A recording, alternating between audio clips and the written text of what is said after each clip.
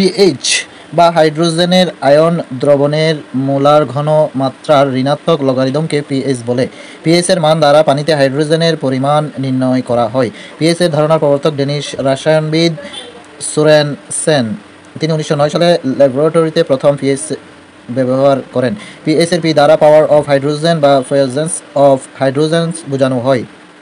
PH paper, অজানা কোনো দ্রবণের পিএইচ মান জানার জন্য পিএইচ পেপার ব্যবহার করা হয়। এজন্য দ্রবণে এক টুকরা পিএইচ পেপার যোগ করা হয়। অতঃপর উৎপন্ন বর্ণকে স্ট্যান্ডার্ড কালার টার্চের সঙ্গে মিলিয়ে দ্রবণের পিএইচ এর মান নির্ণয় করা হয়। পিএইচ মিটার, অজানা দ্রবণের পিএইচ এর মান নির্ণয়ের জন্য পিএইচ মিটার ব্যবহার করা হয়। পিএইচ মিটারের ইলেকট্রোডে অজানা দ্রবণে ডুবিয়ে মিটারের ডিজিটাল ডিসপ্লে থেকে সরাসরি পিএইচ এর মান জানা যায়। স্কেল, সবল অ্যাসিডের মধ্যে রয়েছে 0, 1, 2, রং হচ্ছে লাল। আর দুর্বল অ্যাসিডের মধ্যে মান হলো 3, 4, 5, 6 আর রং হচ্ছে হলুদ। আর নিরপেক্ষ হচ্ছে সবুজ, মান 17। দুর্বল ক্ষারের মধ্যে রয়েছে 8, 9, 10, 11, রং নীল। সবল ক্ষারের মধ্যে রয়েছে বেগুনি রং, 12, 13, 14 হচ্ছে মান। পিএইচ এর রেঞ্জ হলো, স্কেল রেঞ্জ হচ্ছে 0 থেকে 14। পিএইচ এর 7 হলে দ্রবণটি নিরপেক্ষ বা প্রশমিত। পিএইচ এর >7 হলে দ্রবণীয় অম্লীয়, আর <7 হলে দ্রবণটি ক্ষারীয়। বিভিন্ন ক্ষেত্রে পিএইচ এর মান, যেমন রক্তের পিএইচ হচ্ছে 7.35 থেকে 7.45। মাতৃদুগ্ধের মধ্যে রয়েছে 7 থেকে 7.4। মুখের লালার মধ্যে আছে 6.4 থেকে 6.7। পাকস্থলীর 2.0। চোখের পানির মধ্যে পিএইচ হচ্ছে 7.3 থেকে 7.4। আর প্রস্রাবের পিএইচ হচ্ছে 4 থেকে 4.5 থেকে 8। বিশুদ্ধ পানির পিএইচ 7। মাটির পিএইচ হলো 4 থেকে 8। পিএইচ এর গুরুত্ব, মৃত্তিকায়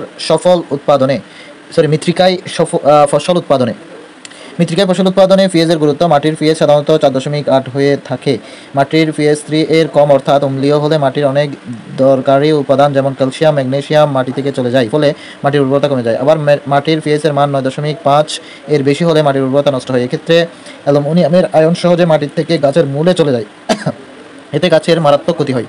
এছাড়া অতিরিক্ত অ্যাসিড বা ক্ষার অর্থাৎ পিএইচ এর খুব কমে গেলে বা বেড়ে গেলে মাটিতে থাকা উপকারী অনেক অণুজীব মারা যায়, ফলে গাছপালার জৈবিক কার্যকলাপ ব্যাহত হয়। ক্ষারীয় মাটির জন্য নাইট্রেট ও ফসফেট জাতীয় সার ব্যবহার করে পিএইচ এর মান নিয়ন্ত্রণ করা হয়। স্বাস্থ্য রক্ষায় আমাদের জিহ্বায় লালায় পিএইচ এর মান 6.6 এর কাছাকাছি থাকলে তখন তার সবচেয়ে বেশি কার্যকর ভূমিকা রাখে। প্রোটিনকে হজম করার জন্য পাকস্থলীতে পিএইচ এর মান 2 অর্থাৎ অ্যাসিডিক অবস্থার প্রয়োজন হয়। আবার খাদ্যকে অধিকতর হজম করার জন্য ক্ষুদ্রাঙ্কে পিএইচ এর মান 4 অর্থাৎ ক্ষারকীয় অবস্থা প্রয়োজন। রক্তের মান থেকে 7.45 এবং প্রস্রাবের মান 6 থাকা প্রয়োজন। সৌন্দর্য রক্ষায় ত্বকের জন্য আদর্শ পিএইচ এর মান হচ্ছে 5.5। ত্বকের পিএইচ এর মান 5.5 থেকে 6.5 এর মধ্যে থাকলে ত্বক বিভিন্ন অ্যালার্জেন, ব্যাকটেরিয়া এবং পরিবেশ দূষকের আক্রমণ প্রতিরোধ করতে পারে। ত্বকের পিএইচ এর মান আদর্শ সীমার চেয়ে কম বা বেশি হলে ত্বকের কোমলতা ও সৌন্দর্য নষ্ট হয়। পিএইচ এর মান 4 থেকে 6 এর মধ্যে হলে চুলের কিউটিকগুলো মসৃণ থাকে, ফলে চুল সমভাবে আলো বিকিরণ করে এবং চুল উজ্জ্বল দেখায়। চুলের পিএইচ এর মান 6 থেকে বেশি হলে কিউটিকগুলো মসৃণতা হারিয়ে ফেলে এবং অনুজ্জ্বল দেখায়। ঔষধ সেবনে মানুষের শরীরের প্রতিটি তন্ত্রের তরলের সুনির্দিষ্ট পিএইচ এর মান রয়েছে, যেমন চোখের পানির পিএইচ 4.8 থেকে 7.5। মাতৃদুগ্ধের পিএইচ 6.6 থেকে 6.9। শরীরবৃত্তীয় পিএইচ মান ভিত্তিক কোনো প্রক্রিয়ায় ব্যতিক্রম ঘটলে আমরা শারীরিকভাবে অসুস্থ হয়ে পড়ি।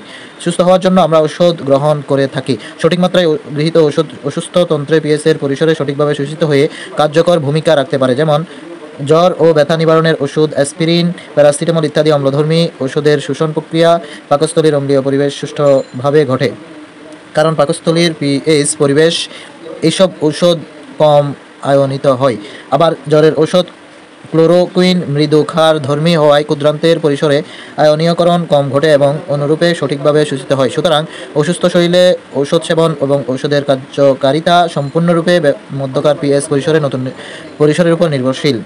মাধ্যমের পিএইচ পরিসরের উপর নির্ভরশীল। টয়লেট্রিজ উৎপাদনে অর্থাৎ টয়লেট্রিজের বিভিন্ন সামগ্রীর পিএইচ নির্ধারণ করা হয় ত্বকের পিএইচ এর মানের উপর ভিত্তি করে, যেমন গোসল করার সাবানের পিএইচ 7 থেকে 8, ফেস ওয়াশ এর পিএইচ 6 থেকে 8, চুলের শ্যাম্পুতে পিএইচ 5 থেকে 7, টুথপেস্টের পিএইচ এর মান 4। 1 মাসের শিশুর কোমল ত্বকের পিএইচ অনেক বেশি থাকে, তাই এইগুলো শিশুর ত্বকের জন্য ক্ষতিকর হতে পারে। এছাড়া আলোকচিত্র সংক্রান্ত রাসায়নিক বিক্রিয়ায়, রং তৈরি এবং ব্যবহারে ধাতব পদার্থের ইলেকট্রোপ্লেটিং ইত্যাদি হাজারো ক্ষেত্রে পিএইচ এর মান নিয়ন্ত্রণ করে কাজ করা হয়। ফসল উৎপাদনে পিএইচ এর গুরুত্ব। মাটির পানি ধারণ ক্ষমতার নির্দেশক হচ্ছে পিএফ। প্রকৃতভাবে পানি নিষ্কাশনের পর মাটি কতটুকু পানি ধারণ করতে পারে তা পিএফ এর মাধ্যমে আমরা জানতে পারি। এছাড়া পানির প্রাপ্যতার যেসব কারণে গাছপালার মৃত্যু হয় সেসব বিষয়ে পিএফ এর মাধ্যমে ধারণা পাওয়া যায়।